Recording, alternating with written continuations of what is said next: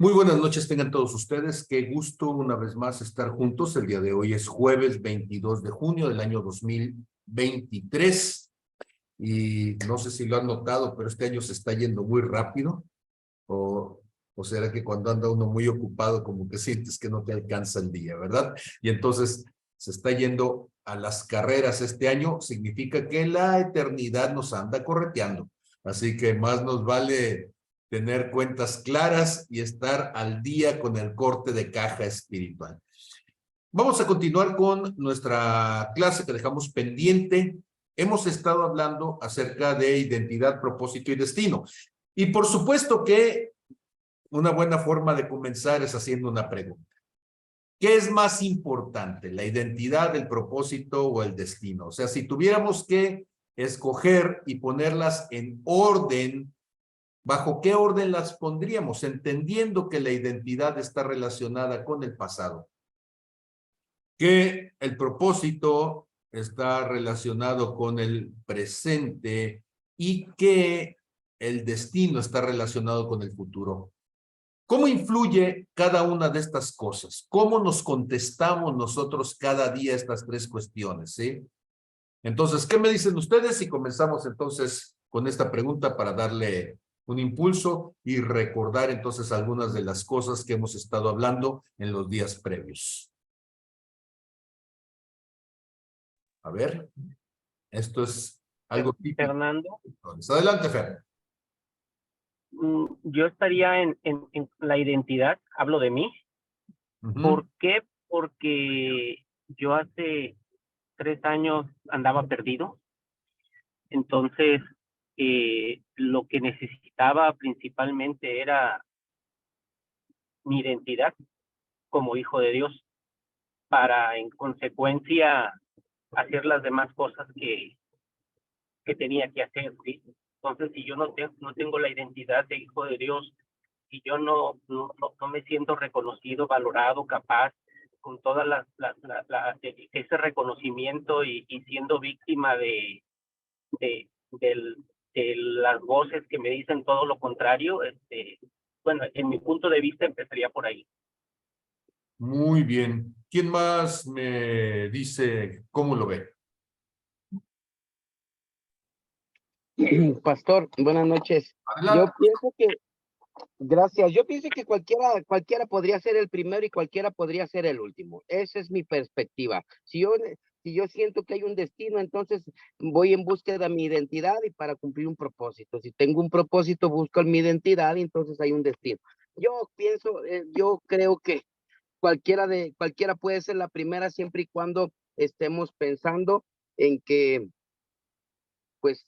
en que definitivamente el Señor es el que rija mi vida, ¿no? Entonces, no creo, para mí, pienso que cualquiera puede ser el primero y cualquiera puede ser el último. Ok, muchas gracias, pastor.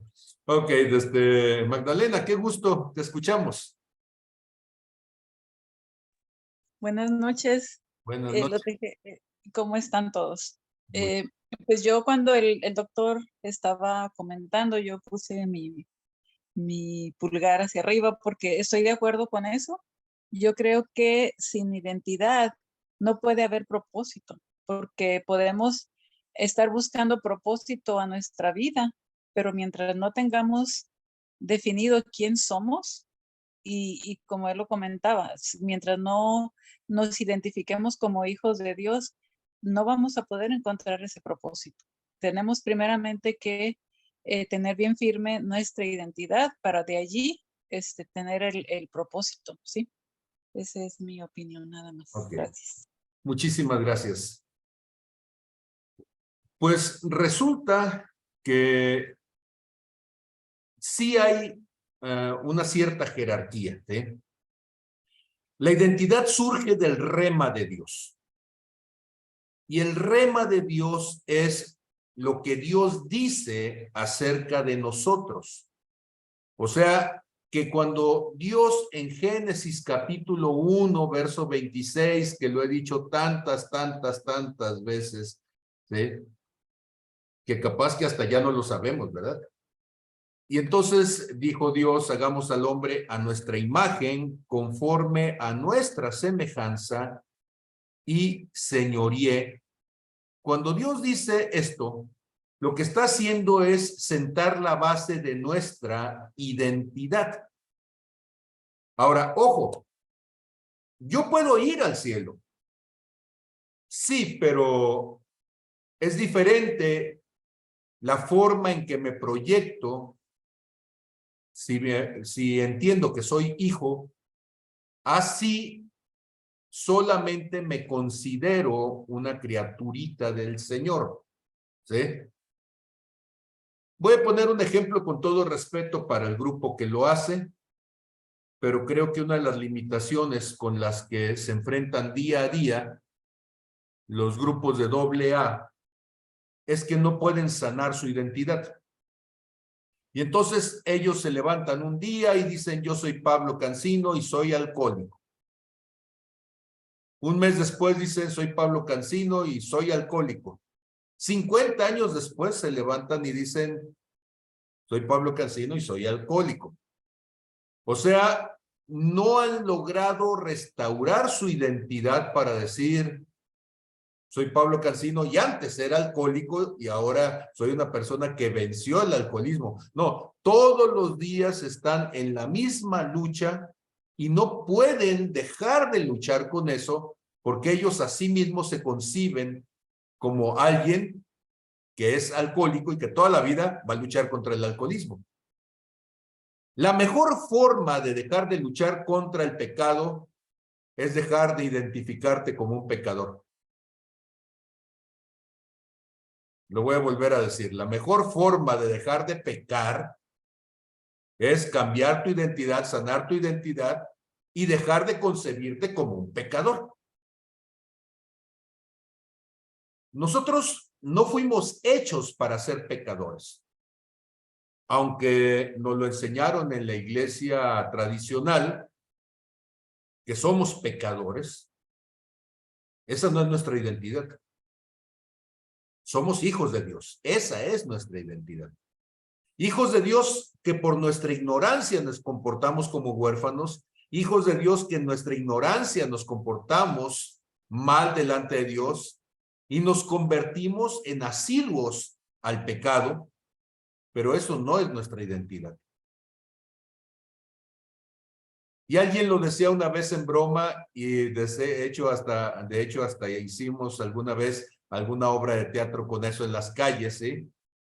Para hablarle a la gente de lo que era la identidad y le decíamos, ¿sí? Que si una persona, le poníamos a la gente, éramos un grupito de gente pintada como payasos y entonces pues yo era ahí el que andaba moviendo a los payasos y yo les decía que íbamos a jugar y los ponía a todos a hacer sonidos de animales, ¿sí? Y entonces estaban haciendo pío, pío, pío y les decía, bueno, ya hicieron pío muchas veces, ¿ya son pollos? Pues no, ¿verdad? Entonces tú puedes hacer pío, pío y no ser pollo. Ahora hagan guau, guau, guau, ¿ya son perros? Pues no. Hagan miau, miau, miau, ¿ya son gatos? Pues no. El hecho de que tú hagas algo no cambia tu condición. Tú eres un ser humano. Pues del mismo modo, Dios te hizo para ser un hijo de Dios. Podrás ser un hijo de Dios cabezón, eso sí, eso no lo quito, pero el hecho de que eres un hijo de Dios es fundamental porque al cielo, ¿quiénes van?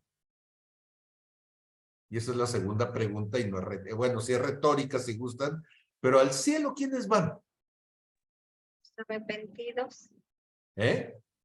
Los arrepentidos. Los arrepentidos. Y que creen en Jesús. Entonces, ojo, sí, hay una condición y esa condición se encuentra, ¿sí? En el libro de Juan, en el capítulo 1, ¿sí? Y dice Juan capítulo 1 en el verso 12 y ustedes lo tienen allí.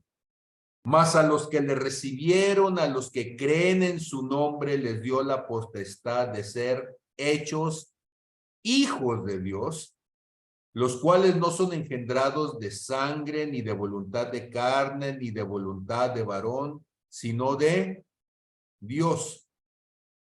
Por un momento quiero cambiar el concepto de qué es, ¿sí? Morir e ir al cielo. Ahorita quiten el concepto de cielo ¿sí? Para que nadie sienta que es un albatros y se la va a pasar gravitando arriba de una nube.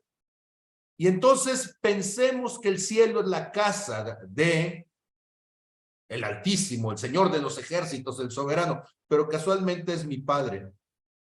Y entonces cuando yo digo que voy a morir y me voy a ir, ¿a dónde? A la casa de mi Padre. ¿Y por qué voy a la casa de mi Padre? Porque la casa de mi Padre es mi Padre. ¿Sí? Yo voy con mi Padre, como cualquier hijo iría con su padre, y voy a regresarme como en la parábola del hijo pródigo. El hijo pródigo puede regresar a la casa de su padre no porque está arrepentido, ojo, sino porque su padre sigue siendo su padre, a pesar de que él fue un cabezón. Él sigue siendo su hijo, a pesar de que fue un cabezón. Y su padre lo ha estado esperando durante todo ese tiempo. Y lo que le impedía no era, ¿sí?, que hubiera dejado de ser su hijo, no. Y lo que le impedía era que él no se daba cuenta que su padre lo estaba esperando allá. Ahora, noten ustedes en la parábola del hijo pródigo, que cuando el hijo pródigo va y le dice, Señor, ya no soy digno de ser llamado tu hijo, he pecado contra el cielo y contra ti. El padre no le importa lo que está diciendo el hijo. Lo que le importa es que ya entendió quién es su padre y ya entendió que él, a pesar de todo, es su hijo. Ahora, si tomáramos la palabra, la parábola, ¿sí?, del hijo pródigo, ¿sí?, y para los que la andan buscando, ¿sí?, para mí siempre que la estoy buscando me es más fácil buscarla por las algarrobas, ¿sí? Siempre tengo ese asunto de las algarrobas con el puerquito, ¿sí? Y entonces me encuentro en Lucas capítulo 15. Y allí en Lucas capítulo 15, ahí está él en el verso 16, deseando llenar su vientre de las algarrobas que comían los cerdos, pero nadie le daba algarrobas, ni siquiera los desperdicios se los daban, ¿sí? Y volviendo en sí. Esa frase para mí es importantísima, porque quiere decir que estaba fuera de sí antes de eso. Y decir que alguien está fuera de sí significa, ¿qué cosa? Bueno, pues que está actuando como loco. O si ustedes lo ponen en el sentido literal, lo que está diciendo es que estaba fuera de su identidad. Siendo hijo, se estaba comportando como huérfano. Siendo parte de la familia de su padre, se estaba comportando como si fuera alguien extraño. Estaba negando su origen. ¿Me estoy explicando? Entonces, si él estaba fuera de sí, estaba fuera de su identidad y estaba fuera de su origen, y cuando volvió en sí, lo que está diciéndonos es que volvió a reconocer su origen, su identidad. Volvió a recordar quién era. Y cuando recuerda quién es, él dice, ¿cuántos trabajadores, cuántos obreros, cuántos jornaleros en casa de mi padre tienen abundancia de pan? Y yo aquí me estoy muriendo de hambre, ¿sí? Peleándome con el puerco y el puerco no me da la algarroba. Dice, me levantaré, iré a con mi padre. Noten ustedes, ha restaurado su identidad. Porque cuando salió le dijo, dame la parte de la herencia que me toca. Lo que le está diciendo es, para mí ya te moriste, yo soy huérfano, ¿sí? Dámelo porque tú ya no vives para mí. Porque la herencia se recibe cuando el padre se muere. Y para mí, tú ya te moriste. Y ahora volvió en sí. Ya dice, tengo padre. No tendría por qué estar acá como huérfano. Y le diré a mi padre, Señor, me equivoqué, ¿sí?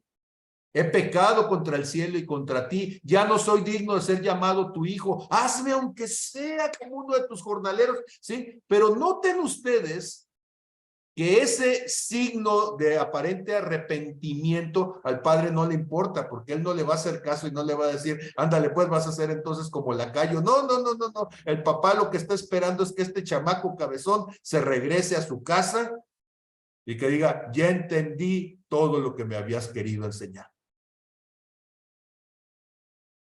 Y siendo muy honesto, yo creo que un día Dios me va a decir así.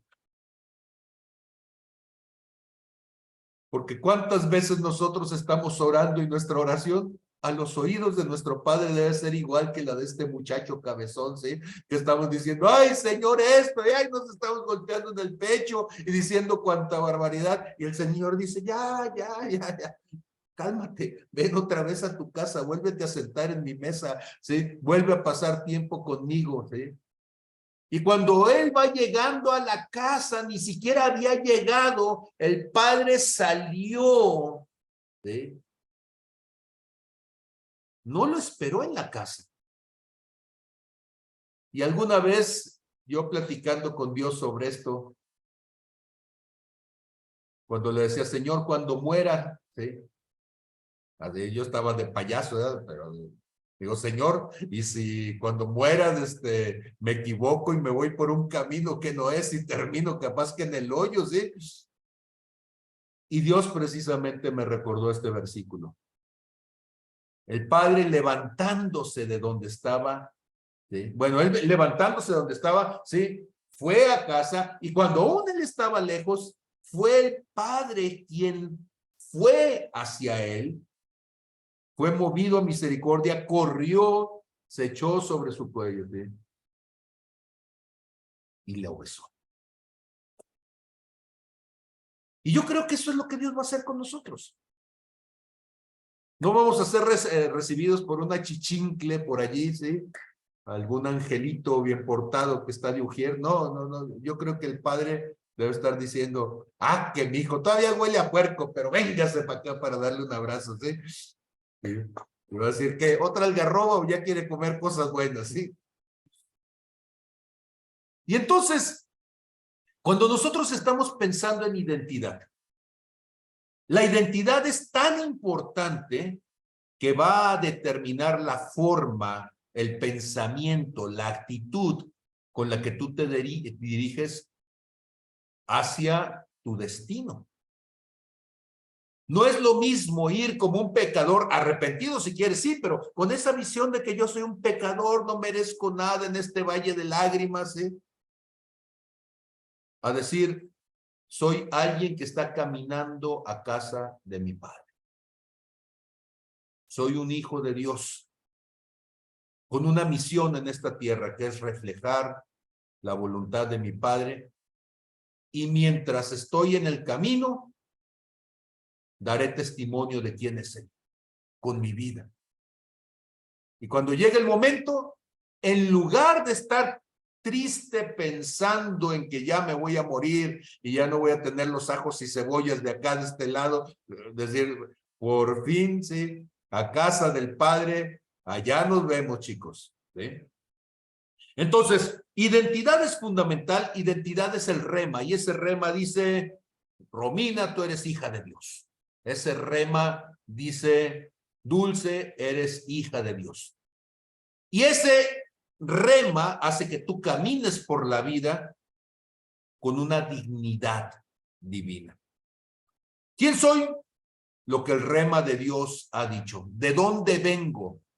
Así como los hijos nacen en el vientre de su madre, yo nací en el corazón de Dios. Allí me engendró el Padre, en su corazón. Un hijo podría decir, soy un pedacito del vientre de mi madre, y de alguna manera, aunque sea poéticamente, tiene razón, ¿sí? Pero nosotros podemos decir, soy un pedacito del corazón de Dios. Y también de esa manera tenemos razón. La segunda pregunta fundamental es ¿a dónde voy? Por supuesto. Ya dijimos que es el destino. Y es tan importante entender a dónde voy, pero sigo insistiendo que el origen, el rema, es fundamental. ¿Por qué? Porque si yo no tengo el rema de que soy hijo de Dios, ¿con qué derecho iría a la casa de Dios? ¿Con qué méritos iría a la casa de Dios? Yo no tengo ningún solo mérito para ir a la casa de Dios, más que el hecho de que soy hijo. Y eso me da el mérito suficiente para decir, voy a la casa de mi padre. Yo tengo llave de la casa de mi mamá, porque es la casa de mi mamá. Y si hay necesidad de entrar porque ella se cayó, está enferma o lo que sea, yo puedo sacar de mi llavero el puño de llaves que tengo, y cada una de esas llaves, siempre me dice la gente, ¿por qué cargo tantas llaves? Digo, porque cada una de ellas representa un lugar donde yo tengo autoridad para entrar y forman parte de mi identidad. Es un símbolo de todos los lugares en donde yo me puedo meter sin tener que pedir permiso, porque ya me fue permitido. Ah, bueno, pues la casa de mi padre, yo tengo llave. Y esa llave es lo que el Señor Jesús hizo por mí. En el destino, entonces, hay una casa, hay una morada, o bueno, no sé si la mía será más bien azulita, ¿verdad? Siempre hacemos broma en eso en español, ¿sí? Porque morada es un lugar donde vivir, un lugar donde morar, o morada también es una casa pintada de un color violáceo, ¿verdad? Y entonces, no sé si la mía va a ser morada o va a ser de otro lado, pero eso sí, hay una casa, hay un espacio que tiene mi nombre porque soy hijo. Y no es ambición, es simplemente saber que los hijos tienen herencia de su padre. ¿Sí? Y entonces, cuando nosotros pensamos, ¿sí?, en la herencia que tenemos, normalmente la gente, cuando uno piensa en las cuestiones de herencia, las herencias no vienen por el mérito del hijo, vienen por la misericordia del padre. Y eso significa que el padre se lo quiso dar, el hijo no lo puede exigir, pero el padre se lo puede dar. Y en el momento en que el padre se lo ha dado, es su derecho, aún, ¿sí?, legalmente, poder reclamar lo que su padre le dio. Por eso es importante la identidad otra vez. Entonces, cuando alguien está diciendo que no está seguro si va a ir al cielo o no, lo que está diciendo es que no está seguro si es hijo o no. Ahora, alguien que es hijo y tiene la convicción de hijo, lo que hace es, se comporta congruentemente con lo que significa ser hijo. Porque una persona, ¿sí?, una persona puede ser alguien muy bien portado, pero por el puro simple hecho de que no es hijo, pues entonces, ¿cómo podría el que no es hijo heredar con alguien que no es su padre? Ahora, yo sé que esto que voy a decir a algunos le puede chocar, pero bueno, no lo digo yo, lo dice Gálatas capítulo 4, verso 30. ¿Mas qué dice la Escritura? Echa fuera a la esclava y a su hijo, porque no heredará el hijo de la esclava con el hijo de la libre. ¿Y qué es lo que está diciendo entonces? Pues que la herencia que tenemos como coherederos juntamente con Cristo depende de que nos hemos reconocido como hijos, más a los que le recibieron, a los que creen en su nombre, les dio la potestad, el derecho, la autoridad de ser hechos hijos de Dios. Y si somos hijos, también herederos juntamente con Él. Y ser herederos entonces nos da esa posibilidad, esa libertad, ¿sí?, de poder saber y aspirar a esas cosas. Apocalipsis 2:17 nos va a decir entonces, el que venciere heredará todas las cosas y seré yo su Dios y él será mi hijo. Noten ustedes que no está diciendo al que se porte bien, no, al que venciere. ¿Y al que venciere qué cosa? ¿Sí? ¿Cuál es la lucha? La famosa lucha espiritual. ¿Alguien sabe? ¿Cuál es la lucha espiritual? Entender quién soy. Ajá. Si alcanzo a entender quién soy, entonces, pues, la lucha espiritual la ganaré, venceré. Ajá. Y entonces, Entonces, yo sé que esto que voy a decir, quizá mi pregunta sonó muy retórica, pero en Mateo capítulo 4, noten ustedes que Jesús está allí y vino a él el tentador y le dijo, si te portas bien, así le dijo, si eres buena gente, si haces todas las cosas. Lo que le dice Satanás es, si eres hijo de Dios, la lucha es mantener tu identidad. La lucha comienza en mantener tu identidad. Satanás viene y le dice, si eres hijo de Dios, dile a estas piedras que se conviertan en pan. Luego lo lleva al pináculo del templo y Mateo 4:6 le dice, si eres hijo de Dios, échate abajo porque escrito está, sus ángeles mandarán cerca de ti y en sus manos te sostendrán para que no tropieces con tu pie en piedra. Ahora, noten ustedes el argumento que es importantísimo. ¿Sí? Porque Satanás lo que está haciendo es atentar contra nuestra identidad. Noten ustedes esta frase que es una frase importante en cuestionarnos. Génesis 3:15 dice, sino que sabe Dios que el día que coman de él serán abiertos sus ojos y serán como Dios. A ver, ¿cuál es la respuesta que debió haber dado allí el ser humano? Eva en este caso. Pues Eva debió de haber dicho, ¿seréis como Dios? Pues hijo de tigre pintito, de tal palo, tal astilla, ¿sí? De nacencia, dicen en el rancho, ¿sí? De nacencia al tigre le salen rayas, dicen, sí, pues sí. Oye, pues ve de dónde vengo. Seré como Dios, pues si soy tu hijo. pasó ya, algo sucedería. Perdón, ya no escuché, se desconectó el micrófono. Perdón. No, te veo moviendo los labios, pero no te escucho.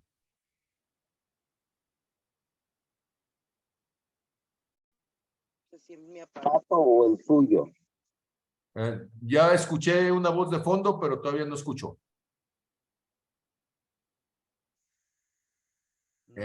No se escucha. Eres tú, Chuy, eres tú. Todos escuchamos bien. Okay. Okay. Es por allá. Ahora, si gustas escribir la pregunta, si no se puede arreglar el audio. Y entonces, serán como Dios. Un hijo dice, pues seré como mi padre, pues ya soy como mi padre, tengo el mismo ADN de mi padre. Claro es que si mi hija pues nunca va a ser como yo, pues espero que nunca le salgan barbas y bigotes, por supuesto, pues es mujer. Sí, pero la genética, la herencia genética está en ella.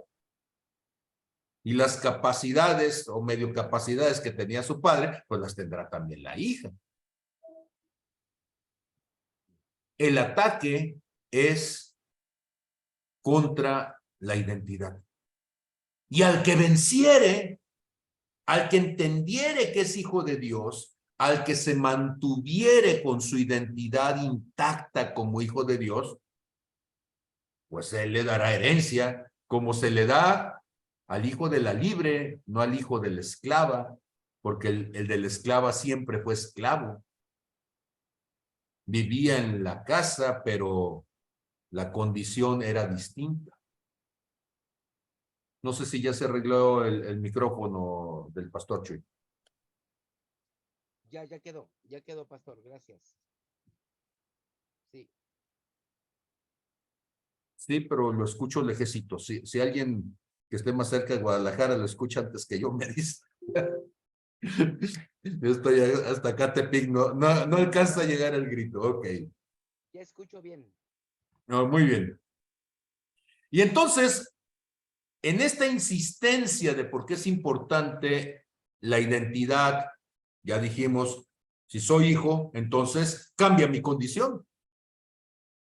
Si soy hijo, entonces fui hecho a la imagen y semejanza, y aunque destruyó el pecado en mí, causó daños en mí, sin embargo, no tengo que esforzarme para poder escuchar espiritualmente porque soy de la misma esencia espiritual que el Padre y puedo escuchar al Padre.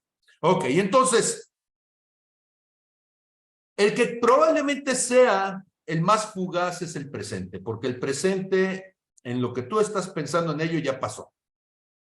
El presente se está convirtiendo siempre en un pasado, en el momento mismo en el que estás pensando en lo que va a suceder. Ahora, vamos a ser juzgados no por lo que hacemos, sino por la intención de lo que hacemos. Ah, qué caray, ¿cómo es eso? Resulta que hay un montón de cosas que las haces en ignorancia.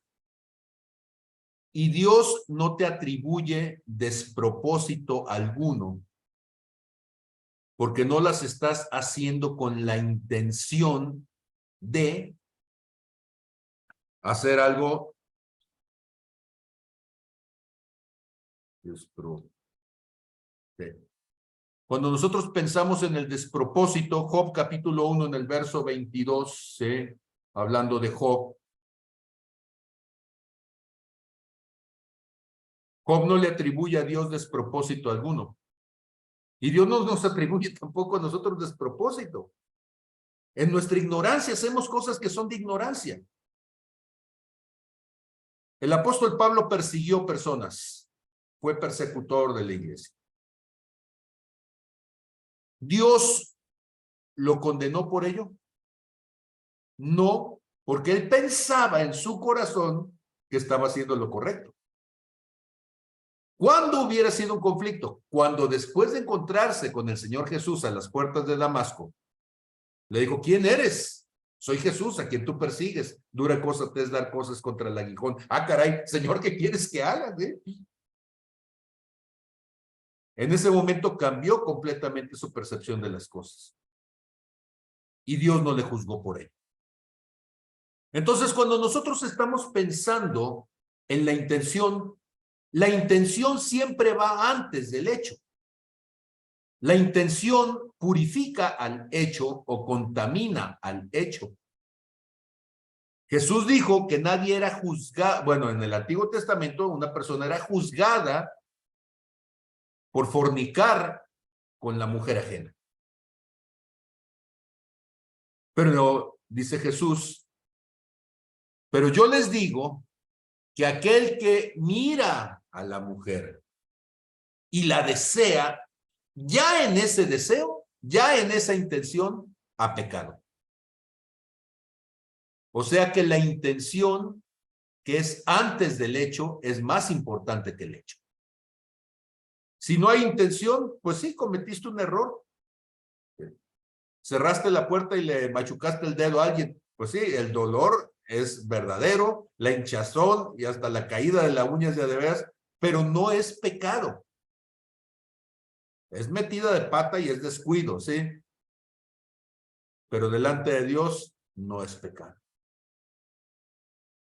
Para que sea algo pecado necesita ser intencional. Intencional significa que tiene premeditación. Yo lo pienso antes. Yo busco generar las condiciones para verme favorecido con ello. Eso se llama ventaja. Tomo ventaja de la situación.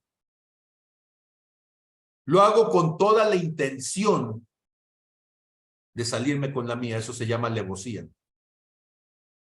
Y entonces las agravantes de la ley son premeditación, alevosía y ventaja. Esas son condiciones del pecado. Y entonces el que dice, me lo voy a robar antes de robárselo, voltea para ver si alguien lo está viendo o lo están filmando, porque si me están viendo, entonces no lo voy a agarrar, porque me van a tener pruebas, y voltea para que nadie se dé cuenta. Voy a hacer un movimiento rápido, lo voy a tirar al suelo, le voy a poner el pie encima, voy a dejar caer algo y voy a decir, ay, se me cayó mi teléfono, y voy a levantar mi teléfono en lo que estaba por allí. Y todo el mundo va a decir, ¿qué pasó? No, se me cayó el teléfono. Ok, ahí tienen premeditación, alevosía y ventaja. Y Dios dice, ya es pecado. La intención lesiona tu identidad. Adelante, Pastor Chuy. Gracias, Pastor. Ahí me surgió una duda. Entonces cuando yo tengo la intención de hacer algo, pero no lo hago, algo malo, pero no lo hago, ¿sigue siendo malo? Porque la intención es hacer algo malo, pero no lo llevo a cabo. Es decir, salí del alcoholismo, pero a mí se me sigue antojando el alcohol, pero no lo hago. Pero la intención, yo sí quisiera alcoholizarme, pero no lo hago. La intención sigue siendo mal, o hasta que lo llevo a cabo el pecado, digámoslo así. No sé. Ok, la respuesta la tienes tú mismo. ¿Se contrista tu espíritu cuando estás pensando en esa intención? ¿Se contrista tu espíritu y dices, no estaría bien que lo hiciera y por eso no lo hice? Tuviste la intención, se contristó tu espíritu y te arrepentiste y dijiste, no lo voy a hacer. Entonces hubo arrepentimiento antes del hecho. Sí, pero la intención es un hecho espiritual, si lo quieres decir así. No hice nada físicamente, sí, pero toda esa lucha al interior del corazón, eso ya se dio en mí. Porque estoy entonces dándome cuenta que quiero hacer algo que no es correcto y se contrista mi espíritu y decido no hacerlo para no ofender a Dios. Y esa es la lucha espiritual. ¿Cuál es el asunto? El asunto está de que la intención equivocada me pone en contra de mi identidad como hijo. Porque soy un hijo que se está levantando contra su padre. Absalón era hijo de David, pero se levantó y tomó la posición de enemigo. Y fue y se acostó con las concubinas de su padre en el terrado del palacio para que todos se dieran cuenta de que él estaba poniéndose como enemigo de su padre. La intención entonces es peligrosa. Así es, aquel que mira a una mujer para codiciarla ya adulteró en su corazón, que es lo que está diciendo Federico ahorita. Y cuando nosotros pensamos entonces en cómo la intención nos opone al corazón del Padre, pues tenemos que cuidar nuestro corazón de toda mala intención. Ok, entonces, ya insistimos en la parte de identidad como la parte de pasado, ya insistimos en el destino como la parte de futuro, de dónde vengo y a dónde voy. Y entonces ahora, ¿qué debo de estar haciendo? ¿Cuál es la meta? ¿Cuál es la misión que tengo? ¿Cuál es el propósito dado por Dios? Pues eso se liga del pasado al futuro. ¿Qué es lo que debería de estar haciendo aquí? Yo tengo un llamado pastoral, bueno, quiero creer que sí, pero ese llamado es eterno mientras estoy sobre la faz de la tierra. Cuando menos enfrente de la congregación, no lo será. ¿Por qué? Porque tal como lo he dicho en anteriores ocasiones, si yo me estuviera pastoreando hasta el último de mis días sobre la faz de la tierra, no llevaría a cabo otra intención de Dios, que es el hecho de que pueda viajar cuando todavía tenga fuerzas, cuando ya no sea digno de lástima ni misericordia, cuando ande viajando, cuando todavía pueda ser de utilidad para ir y estar con otras personas y pasar tiempo ayudando, escuchando a otras personas. Y eso implica que tengo que dejar el lugar pastoral al frente de una congregación para salir y hacer obra apostolar, aconsejando, acompañando, animando, fortaleciendo, sanando a personas que están en el ministerio. Entonces, mi propósito temporal va cambiando en medida que las condiciones de lo que Dios ha puesto en mis manos van cambiando también. Mi identidad no ha cambiado, mi destino no ha cambiado, sí, pero va cambiando las etapas de lo que estoy viviendo. Mi propósito se va modificando. Entonces, ¿qué tanto se modifica el propósito? No, pues el propósito en el cada día va sufriendo transformaciones. Por ejemplo, de las 7 de la mañana a las 3 de la tarde, el propósito de Dios es que yo esté en mi trabajo en la universidad y que esté allí trabajando, no nada más echando chorcha. Y ese es el propósito. Si yo estoy en la universidad, pero no estoy trabajando, entonces estoy deshonrando el llamado de Dios para ese momento. El hijo que no cosecha o que no apoya en tiempo de la siega es hijo que avergüenza, ¿sí? Y cuando nosotros pensamos en esos hijos que avergüenzan, significa que están en el lugar que deben de estar, pero no están haciendo lo que deberían de hacer. Y entonces el hijo que avergüenza, pues es un hijo que no está apoyando, no está haciendo la obra para la que fue llamado. No está cumpliendo con el propósito de lo que Dios le ha dicho. No sé si me estoy explicando adecuadamente o si estoy pisando un callo de más. ¿Sí? Re claro, pastor, re claro. Ok, muy bien, gracias. Y entonces hay mucha gente que de repente no nos damos cuenta de cómo el propósito es dinámico. Tú tienes que llegar a un lugar, a la iglesia, y la iglesia comienza, en el caso de nosotros, a las 9. El propósito es que llegues antes de las 9, no que llegues a las 9:30 o a las 10. Si la hora de entrada para poder estar juntos y comenzar es a las 9, el propósito es que llegues a esa hora. Si ya llegaste después, entonces llegaste tarde a cumplir tu propósito. ¿Me estoy explicando? Es dinámico. El que no provee para los de su casa, y tú dices, es que hizo un montón de cosas, sí, pero tenés que proveer para tu casa, si no eres peor que un incrédulo. Entonces, el propósito es algo que se tiene que estar cumpliendo cada momento, casi tienes que tener un cronómetro para poder decir, a ver, ¿qué toca ahorita? Y hay decisiones que las tiene uno que tomar así. Y hay momentos, hay personas que me hablan, y yo estoy trabajando y estoy frente a grupo, dicen, no me contestaste. Pues estoy frente a grupo. Ahorita la responsabilidad es cumplir con mi trabajo. Estoy dando clases y me vas a hablar para preguntarme que cómo estoy, pues ocupado, ¿sí? Perdón porque suene tosco, pero el propósito en ese momento es dar clases. Ya terminando, ya veré la llamada perdida y le llamaré para ver qué se le ofrecía. Y si era muy urgente, pues ponme entonces mensaje, decir, me estoy muriendo, deja la clase y vente. Ah, bueno, pues entonces en ese momento cambia el propósito y salgo corriendo para hacer la otra prioridad porque ya cambió el orden de prioridades. Preguntas sobre eso, porque veo que los cristianos siempre andamos fuera del lugar. A ver, ¿sí quedó claro?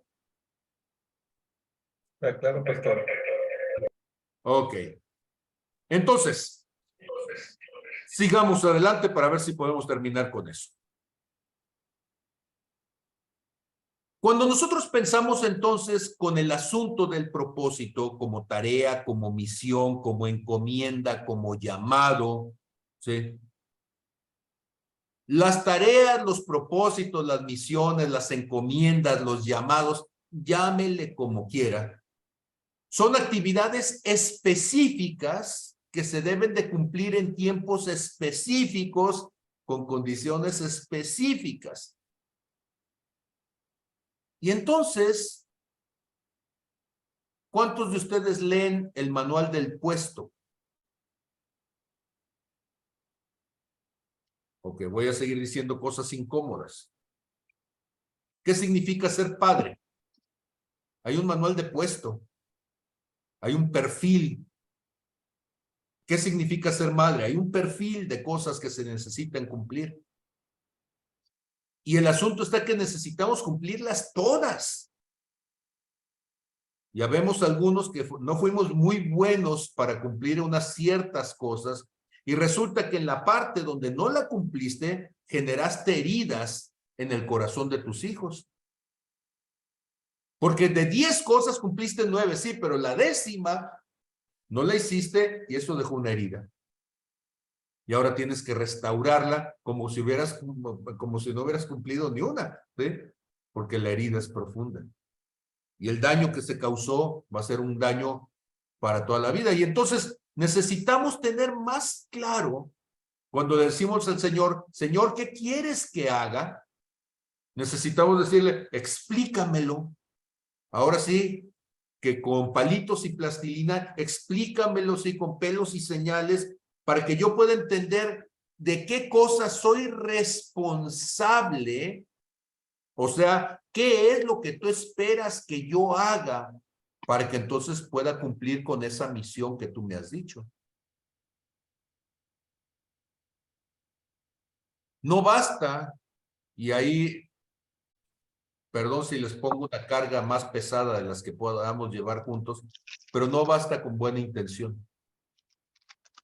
Hay ocasiones en donde Dios quería que yo predicara algo y si no me preparé, se nota que la predicación salió toda rara, chueca, patas para arriba, y la gente dice, ay, ahora no la entendí. Y Dios dice, yo tampoco, tuviste tiempo y no te preparaste, no entendí qué pasó, ¿sí?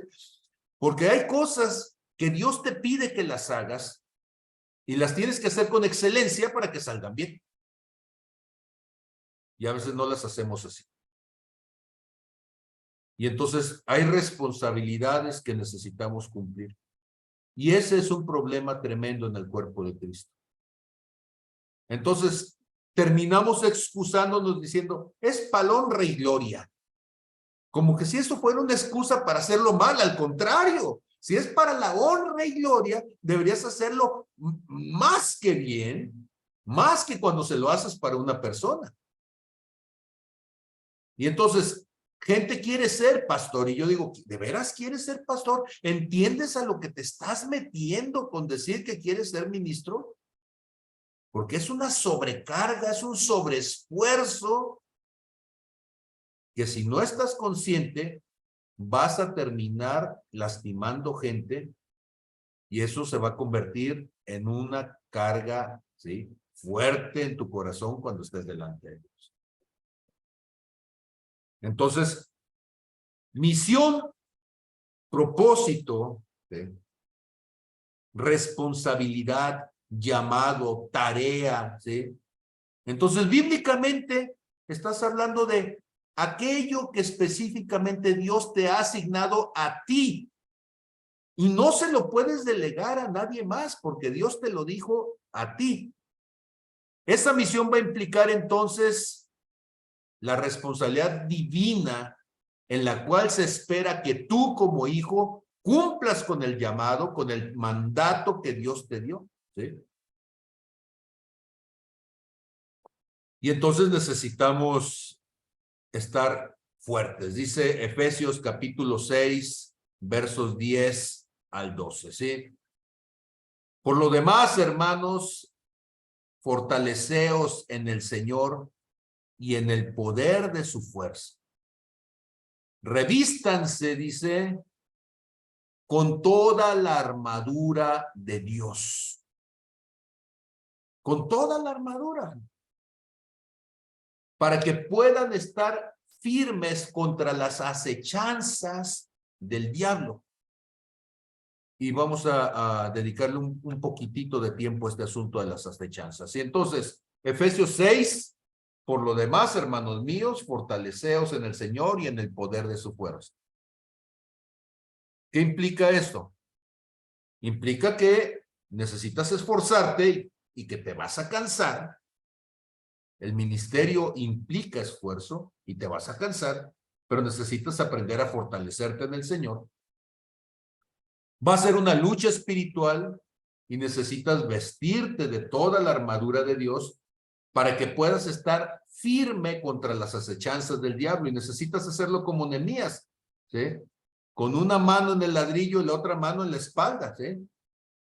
En la espada, perdón, y no sé cuál de las dos es más fuerte, ¿sí? Pero siempre decimos, no, pues para poder trabajar necesito agarrar con la mano fuerte, sí, pero para defenderte también necesitas la otra, y necesitas entonces aprender a estar trabajando y peleando, ¿sí? Y dice el verso 12, porque no tenemos lucha contra carne ni sangre, o sangre ni carne, sino contra principados, potestades, gobernadores de tinieblas de este siglo, huestes espirituales de maldad en las regiones celestes. Ahora, la palabra acechanza, voy a ponerlo con el Strong por aquí, para que vean ustedes la palabra de acechanza aquí. Y esa palabra acechanza, ok, me voy a bajar un poquito más para que la alcancen a ver allí. En el griego es la palabra metodia, que es de donde sale la palabra que usamos nosotros, método. Entonces, Satanás tiene métodos. Y un método, a mí me gusta la computación, los métodos, decimos nosotros, cuando tú haces un programa, un algoritmo para que haga las cosas por ti y que se te automatice, que tú no tengas que estarlo haciendo cada rato, bueno, pues a mí me gusta generar métodos. Y con esos métodos yo me evito tener que estar haciendo a mano ciertas cosas. Algo que tardaría horas en hacerlo, cuando tengo los métodos adecuados, puedo tardar muy poco tiempo. Y está tan automatizado que hasta le puedo poner una hora en la que lo haga y que me lo concentre y que me lo guarde. Pues Satanás tiene métodos.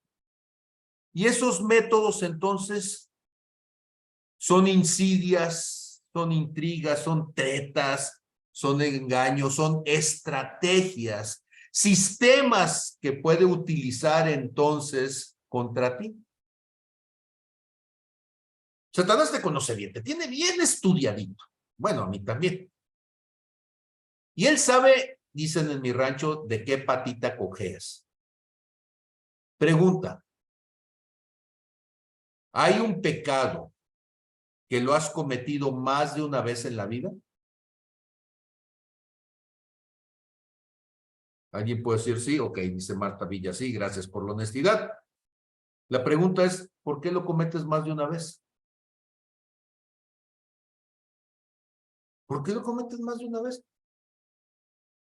Porque ya hay un método, ya hay una estrategia contra la que tú eres vulnerable. Y entonces, Satanás con esos métodos ya te tiene preparadito, dicen en el rancho, ya tienen cebado al marrano, ¿sí? O ya tienen maiciada a la gallina, ya sabe a qué horas va a pasarse, y entonces ya ni siquiera necesita forzarte, ¿sí?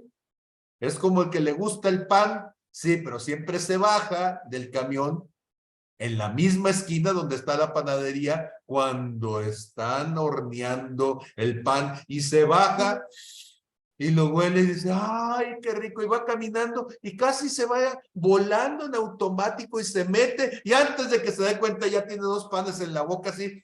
¿Por qué? Porque ya está atrapado, ya tiene un cierto vicio, una cierta forma de proceder. Dicen en Alcohólicos Anónimos que el problema es la primera probadita. Si tú puedes aguantarte la probadita, dice, la vas a librar. Pero la gente dice, ay, ¿qué tanto es uno? Uno es ninguno, dice el borracho siempre. Uno es ninguno. Y entonces prueba y como dicen, uno es ninguno, pues nomás le probé una. Sí, pero ya en ese uno es ninguno, ya se fueron, sí. Y la borrachera va a durar no sé cuántos días, meses, ¿sí? Hasta que lo logren agarrar, lo sacan de allí, se descontamina y va a decir, ¿qué pasó? No, pues es que nada más le di una probadita, sí, pero el problema de la probadita es, ¿sí?, lo que sigue.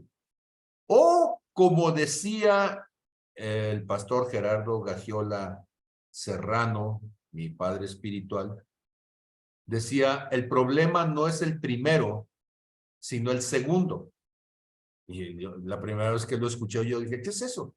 Sí, o sea, cuando algo sucede en el primer segundo, tú no te diste cuenta, fue accidental, pero el problema es el segundo, ¿sí? Porque en el segundo ya te volteaste, uno fue por accidente y en el otro ya fue por chismoso, ya te quedaste viendo allí, ya fue por fisgón, ¿sí? Ya fue por mal pensado y ya te metiste allí. Y ese es el problema, ya te atrapó. Ya de que volteaste la mirada y te quedaste allí clavado, significa que ya caíste en el método. Ya Satanás te agarró. Es como una marioneta que ya está programada para que cuando tú le picas, esas marionetas que están en la cajita con un resorte y están metidos y la cajita está cerrada, hay un botoncito. En cuanto le picas el botoncito, se sale el seguro y sale botado el mono de... Y entonces tú dices, Señor, me voy a portar bien, me voy a portar bien, me voy a portar bien, me voy a portar bien. Y llega el enemigo, apachurra el botoncito y ¡ya! Sale, ¿sí? Y tú dices, ay, Señor, perdóname. Y dice, pues sí, pero ya estás programado. Típico de la pareja que termina con un pleitazo cada vez que menciona alguno la palabra prohibida, porque toda pareja tiene palabras prohibidas, ¿verdad? Puede ser que el marido, si no le gusta que le hables de dinero y en cuanto se menciona la palabra dinero, ¡pah!, algo truena por allí, ¿sí? Significa que ya está el botón listo, ¿sí? Nada más para decir, a ver, que brinque, ¿sí? O el marido puede saber cómo hacer enojar a la esposa y ya le dice con que le diga gordis, gorda o lo que sea, y la otra se va a enojar porque no quiere que le diga gorda, ¿sí? Y entonces, yo no sé cuál es tu palabra prohibida, yo no sé cuáles son tus métodos. Ok, sí, ya sé. Van a decir, no, Satanás no tiene métodos conmigo. Bueno, pues póngase psicoanalista y llámele traumas, heridas. ¿Qué son esas heridas abiertas? Son métodos de Satanás. En esa parte, esa palabrita, esa área de tu vida es algo donde tú no tienes control, te controla. Llámele fobias. Es un método. Sale la lagartija y eres fóbica a las lagartijas y ya se te descontroló la vida porque viste la lagartija. Y siempre va a salir cuando tú quieres estar más en paz y te controla la lagartija, o te controla la culebra, o te controla el sapo, te controla yo no sé qué cosa. Y entonces cuando tú me dices que eres libre, déjame preguntarte, ¿cuántas áreas de tu vida en realidad no eres libre? Porque hay métodos que te tienen atado y no puedes entonces tomar decisiones con eso. Una pregunta, pastor. Adelante, Gustavo. Cuando dice la palabra que vivir por el espíritu y no por la carne, ahí entra no pasar al siguiente segundo, al segundo. O sea, si vivo por el espíritu de Dios, Él me ayuda, ¿verdad? Para que el segundo no caiga en la intención que tuvo el primer segundo, o sea, porque la tentación va a estar siempre en cualquier cosa que el Satanás me conoce, de heridas, lo que haya. Entonces, si vivo por el Espíritu, me ayuda, ¿verdad? El Espíritu Santo. Ahora, Pedirle la ayuda ahí. hay Perdón. dos palabras que uno tiene que aprender, Gustavo. La primera es reprender y la otra es crucificar. Pero se reprende lo espiritual y se crucifica la carne. Y normalmente el baquetón lo hace al revés. ¿Sí? Quieres reprender a la carne, carnita, pórtate bien. Mira, carnita, ¿sí? Me vas a hacer quedar en ridículo, carnita. No hagas eso, carnita, ¿sí? Y quiere crucificar al demonio, pero como el demonio, ¿sí? Los clavos le pasan sin problema, pues entonces no pasa nada tampoco, ¿sí? Entonces, reprendemos a Satanás, claro, en el nombre de Jesús, pero crucificamos la carne. Entonces, en el segundo, agárrate la oreja y regrésate, ¿sí? Tú solo, jálate la oreja, ¿sí? Tú solo, date un sopapo y póngase bien, ¿sí? Chismoso, ¿sí? Y mantente entonces crucificado a la carne, ¿sí? Con Cristo estoy juntamente crucificado, ya no vivo yo, más Cristo vive en mí, y la vida que vivo ahora en la carne, la vivo en la fe del Hijo de Dios. Entonces tengo que estar crucificado. Y yo ya sé, cada uno sabemos cuáles son las cosas que nos llaman la atención. Y uno tiene que buscar, ¿sí? Si te llama la atención algo, pues volteate para el otro lado. Y entonces, Dios ha escogido a nuestros padres para enseñarnos los mensajes de Dios. O sea, nuestros padres son la figura de Dios para darnos identidad y decir quiénes somos. Nuestros padres son la figura de Dios para enseñarnos acerca de nuestro destino. Nuestros padres son la figura de Dios para enseñarnos el propósito que debemos de estar haciendo en cada momento de nuestra formación. Y si somos padres entendidos, vamos a tratar de hacer eso con nuestros hijos. Y si somos hijos entendidos, vamos a tratar de preguntarle a los padres.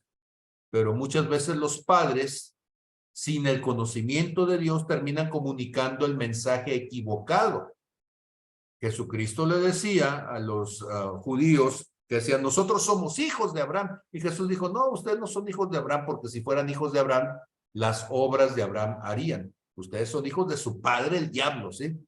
Y dice uno, qué caray, pues sí, las obras del diablo es lo que estás haciendo. ¿Cuál es el mensaje del diablo? Satanás vino a robar, a matar y a destruir, ¿sí? A robar tu identidad, ¿sí? A matar tu propósito, a destruir tu destino. ¿Cuál es el mensaje de Satanás? En cuanto a la identidad, ¿qué es lo que te da valor? Pues tú no tienes valor, ¿sí? Tú no deberías de estar aquí, no deberías de existir. Tú eres un accidente, ¿sí? Ni te estábamos esperando. Tu mamá salió embarazada porque no se cuidó y bueno, pues tú eres una chiripa, pero tú eres un error, ¿sí? Hay algo que está mal contigo. Algo no salió bien. Eres una persona rara. Los que fuimos llamados frikis durante mucho tiempo, raros, ¿sí? Porque no piensas igual que la demás gente, entonces algo está dañado contigo. Es más, tú no eres nadie. Podemos esperar algo de cualquiera menos de ti. Pero ¿cuál sería la identidad de lo que Dios quiere que tú tengas? Tú vales mucho. ¿Cuánto vales? Vales la sangre de Cristo. Tú eres alguien. ¿Quién eres? Eres un hijo de Dios. Tú perteneces aquí. Antes de la fundación de la tierra, yo hice planes para ti. Tú no eres un error. Durante muchos años yo batallé con sentirme que era alguien. Una vez alguien me dijo así, es que tú eres de otro planeta, ¿sí? Tú no piensas como la gente normal. Eres anormal. Y toda la vida yo viví con esa cuestión de que era alguien anormal. Ahora, hubo un momento en donde le pregunté a Dios, Señor, ¿por qué me hiciste así? O sea, ¿por qué me hiciste autista? O sea, ahora sí que como le preguntaron a Jesús con el ciego, ¿sí? Es porque pecó o pecaron sus padres, o sea, ¿de quién fue el pecado, Señor, para que yo lo pagara, sí? Y lo que Dios me dijo es, no me equivoqué. O sea, yo te hice así Porque es cierto, tienes limitaciones, pero tienes capacidades que los otros no tienen. Entonces yo puedo ser muy capaz en ciertas áreas y soy un completo incapaz en otras. Sí, pero yo puedo traer equilibrio a otros como otros me traen equilibrio a mí y soy parte del cuerpo de Cristo. Y en el cuerpo de Cristo dice Romanos 12:5, de manera que siendo muchos miembros, somos un solo cuerpo en Cristo y miembros los unos de los otros. ¿Qué parte del cuerpo eres tú? A mí me toca limpiar al cuerpo. Esa es mi función. Por eso me toca corregir situaciones del cuerpo. Eso es lo que hace el hígado. Y cuando yo me di cuenta de la labor del hígado, me empecé a dar cuenta de que yo había mucho del hígado. El hígado es el único órgano de nuestro cerebro que se puede regenerar, ¿sí? A partir de un pedacito que te quede sano, ¿sí? Una cuarta parte, quizá, bueno, mejor ideal una tercera. Pero si tú tienes un pedacito de hígado, el hígado va a volver a crecer y se va a desarrollar, ¿sí? Es un órgano que se está restaurando constantemente. Y Dios me dijo, tú eres el hígado. Y yo dije, ¿por qué, Señor? Porque me restauro. No, por sangrón. El hígado es bien sangrón. No, pero el hígado se restaura y el hígado genera, la sangre pasa por él y limpia la sangre para que la sangre regrese limpia al cuerpo. Al principio no me gustó mucho la figura, pero cuando empecé a entender cuál era mi función y para eso se necesitaba entonces alguien con mi perfil, yo dije, está bien, Señor, tú no te equivocas. Satanás va a decir que tú no tienes un destino. Así me lo dijeron muchas veces. Tú eres un fracaso completo. En mi familia me llegaron a decir, tu vida es un desperdicio. Nosotros esperábamos que hicieras algo en la vida y ya vimos que no vas a hacer nada. Tú jamás vas a ser un éxito. Tú toda la vida eres alguien inconstante, nunca vas a terminar nada, ¿sí? Cuando empecé a pastorear, me dijeron que yo no era la persona adecuada. Es más, que yo ni tenía el llamado, que el llamado lo tenía mi esposa, que yo no, que yo era un advenedizo, que nada, sí, me salía bien, sí, etcétera, etcétera, etcétera. Y entonces cuando tú ves el llamado de Dios, sí, y ves el destino, sí, ¿qué te dice Dios? Yo te he puesto en la tierra con un propósito. Y ese propósito es tan especial que necesito hacer de ti una persona especial. Ahora, algo especial te vuelve raro. Cuando alguien dice eres muy especial, los que no lo han vivido, pues no saben la bendición enorme que significa, ¿sí?, ser el único tigre que tiene rayas triangulares, ¿eh? Y todos los demás las tienen alargadas y tú de repente te ves raro, ¿sí? Y Dios dice, te hice así y estás destinado a un propósito grande. Tú eres un éxito como persona. Tú eres completamente adecuado y apto para cumplir con el propósito que yo te di. Levanta tu visión en alto, ¿sí? Levanta tu cabeza. Permíteme cumplir grandes cosas en tu vida. Les decía una vez que Dios me puso a estudiar cuando estaba en la maestría. Dios me puso a estudiar al cocodrilo. Me pidieron que hiciera un video y yo estaba pensando de qué hacer el video y fui entonces, tenía que hacer una edición y fui entonces a Blockbuster, que en ese tiempo todavía existía aquí en Tepic, para comprar una película y poder copiar entonces parte de la imagen.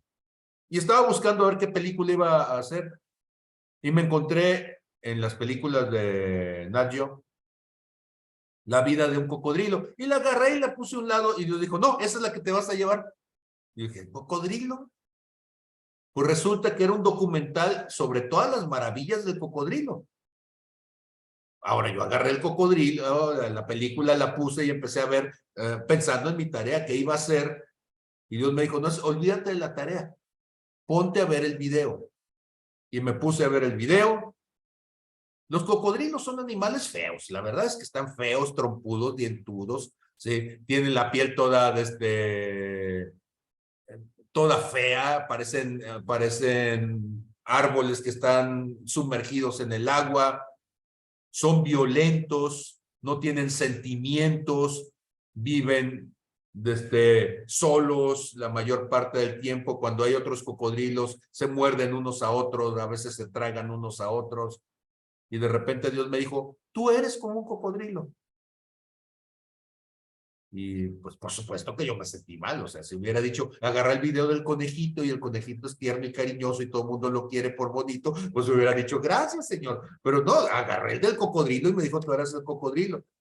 Y cuando lo empecé a ver, me di cuenta que un cocodrilo puede durar hasta un año sin comer. Que le basta salir y asolearse para poder recuperar energía. Y a través entonces del sol transforma la energía calórica del sol en calorías. Y entonces por eso puede vivir hasta un año sin comer, esperando que caiga una presa. Ahora, el día que hay, traga como desesperado. Y me dijo, Dios, ¿ves? Sí, eres el cocodrilo. Sí. No le hace fuchi a nada, se come todo como esté. ¿Sí? El cocodrilo tiene la capacidad, parece gordo, parece inútil, lento, pero en realidad corre a la velocidad de un caballo, 40 kilómetros por hora. Un cocodrilo va a poder correr entre las piedras y aunque caiga y se golpea, no se va a fracturar porque es elástico. No importa cómo caiga, se va a voltear y va a seguir corriendo. Y Dios me dijo, así eres tú. Toda la vida has estado en conflicto, pero caes parado y sigues corriendo, no te detienes, ¿sí? El cocodrilo es capaz de estarse 1 hora debajo del agua sin respirar para saltar 40 kilómetros por hora y poder agarrar a su presa. Y dice, así eres tú, cuando tú quieres algo, te lanzas y lo atrapas, ¿eh?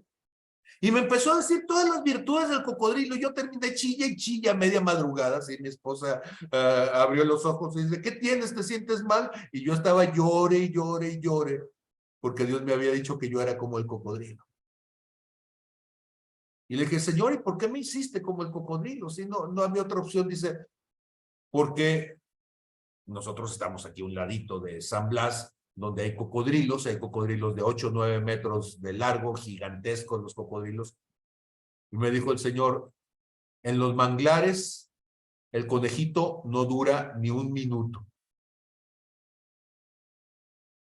El perro que se mete, por más bravo que sea el perro, allí se muere el perro, ahí se muere el jaguar, ahí se muere todo. El único que aguanta es el cocodrilo. Y para las cosas que yo te necesito, yo no te necesito ni que seas gatito, ni perrito, ni conejito. Yo necesito que tú seas cocodrilo.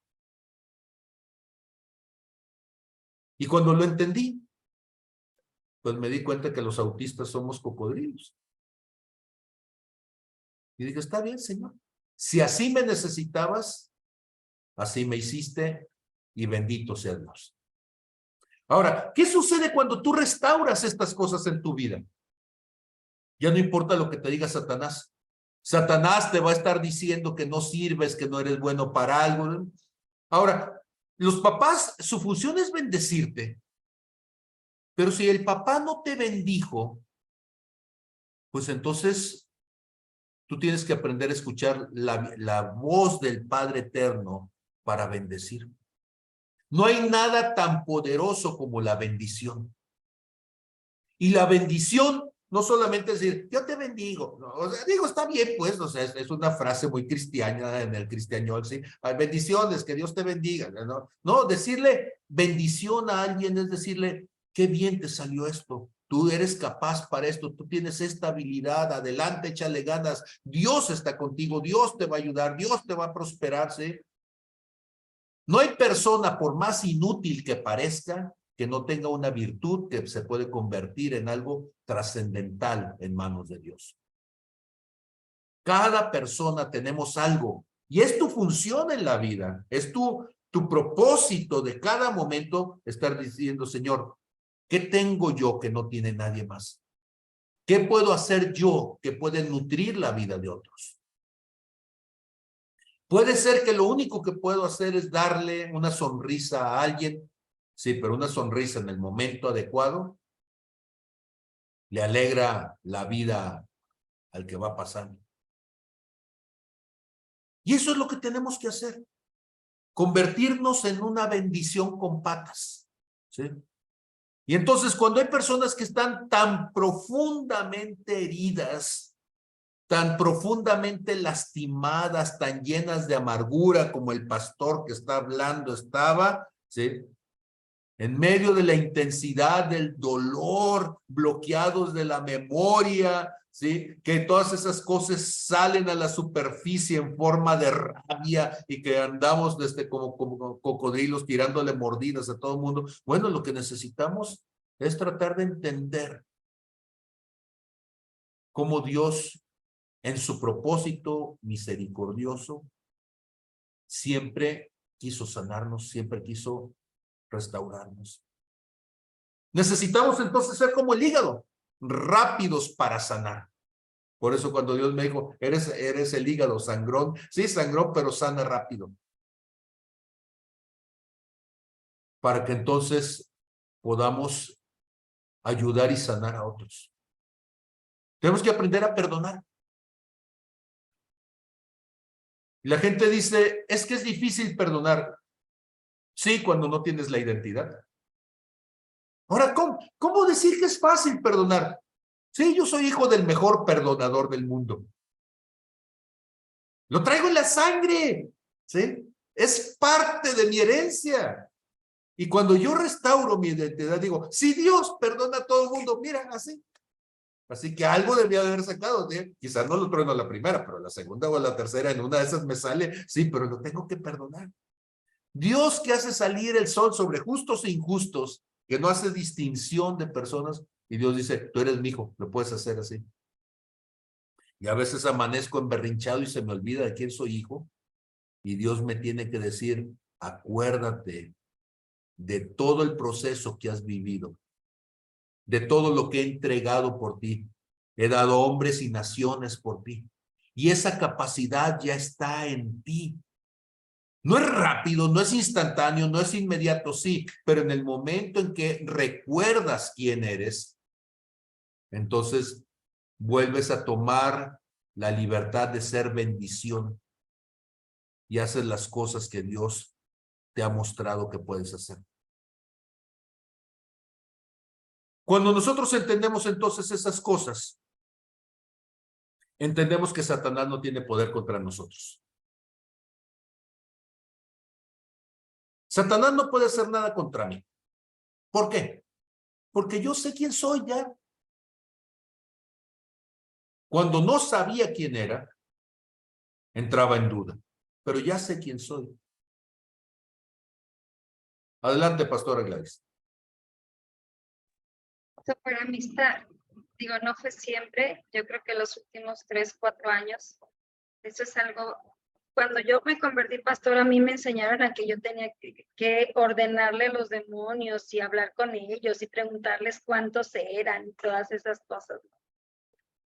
Y poco a poco el Espíritu Santo, conforme me fue sanando mi identidad, yo tomé la decisión de no entablar ningún tipo de conversación con él.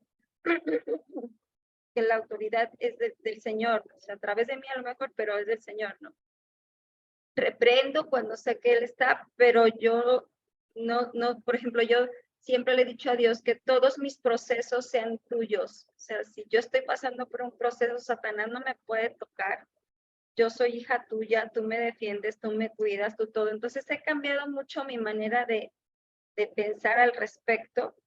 Y yo creo eso, o sea, que Satanás no tiene ningún derecho de tocarme. Yo no le estoy dando ningún derecho de tocarme, por lo tanto no lo puedo hacer, ¿no? Y al no decir que no le estoy dando derecho, pues no abro puertas que hagan que él me toque, ¿no? O haga algo conmigo. Entonces yo creo que la misma sociedad, sobre todo con los jóvenes, por eso están como están, porque no, es muy fácil que les roben la identidad, porque no saben reconocer quién es el que vive en ellos. Les voy a dejar una tarea esta semana. Háganla, por favor, ¿sí? Porque luego viene el examen y no saben la respuesta. Ok. Se van a comprar una vela. Una vela. No se la van a poner a ninguna imagen ni nada. No. Van a comprar la vela. Todos los días, en la noche, cuando ya no haya luz, van a sacar su vela y la van a encender. Y se van a quedar un rato viéndola y meditándola. ¿En qué? En Juan 1:4 y 1:5. Dice Juan 1:4 y 1:5. En él estaba la vida y la vida era la luz de los hombres. Dice el verso 5. La luz en las tinieblas resplandece y las tinieblas no prevalecieron contra ella. ¿Cuál es su tarea? Vas a prender la vela y vas a decir, la luz en las tinieblas resplandece. Y las tinieblas no prevalecieron contra ella. ¡Ojo! La vela nunca lucha contra las tinieblas, nunca. La vela contra lo único que lucha es contra sí misma para mantenerse encendida. Y si la vela se mantiene encendida, automáticamente las tinieblas huyen de la vela. Una vez estaba ministrando una profeta. Estaba cansada la profeta porque tenía días y días luchando contra cuestiones espirituales. Y me dijo, es que ya estoy cansada, no sé qué hacer. Y este ejercicio se lo puse. Estábamos en la casa de mis suegros, allá en Pesánchez. Saqué una vela, apagué todo, era de noche. Encendí la vela y le digo, fíjate cómo lucha la vela con las tinieblas. Y ella se le quedó viendo, dice, es que no alcanzo a ver cómo lucha, no entiendo. Pues es que no lucha. Simplemente está encendida. Y mientras está encendida, ¿qué sucede? Las tinieblas huyen. Identidad significa saber que la luz de Dios está en mí. Soy su hijo. La luz de Dios vive en mí. Yo soy una vela, nada más. Y la luz en las tinieblas resplandece. Y las tinieblas no prevalecen contra la luz. A lo largo de esta clase he estado insistiendo en esta idea. Tu identidad es la base para tu victoria espiritual. Eres hijo. El Padre está contigo. Eres luz. Las tinieblas no pueden contra ti. Lo único que necesitas es no perder de vista quién eres tú. Dedícate a ser luz. Dedícate a iluminar todo lo que está a tu alrededor. Resplandece. Yo a veces hago ese ejercicio, ¿sí? Sobre todo en los días en donde estoy en crisis. Cierro los ojos y empiezo a imaginarme literalmente que luz sale de mí, que luz sale de mi corazón, que luz brota de mí, que las tinieblas no pueden acercarse a la luz, porque la oscuridad es la ausencia de luz. Y la luz de Dios está en mí. Y yo no sé si será imaginación, van a decir ustedes, pero después de eso mi lucha termina. Y estoy en paz. Y esa paz de Dios es la que yo les deseo esta noche y espero que ustedes estén felizmente, brille y brille, ¿sí? Que su rostro brille como brillaba el rostro de Moisés y que las tinieblas sean arrojadas de su casa, que las tinieblas no prevalezcan en donde ustedes están. Dios les bendiga, buenas noches, estamos pendientes. Amén, pastor, gracias. Buenas noches. Amén. Gracias. Bendiciones, bye. Gracias. Bye, bye. Bye.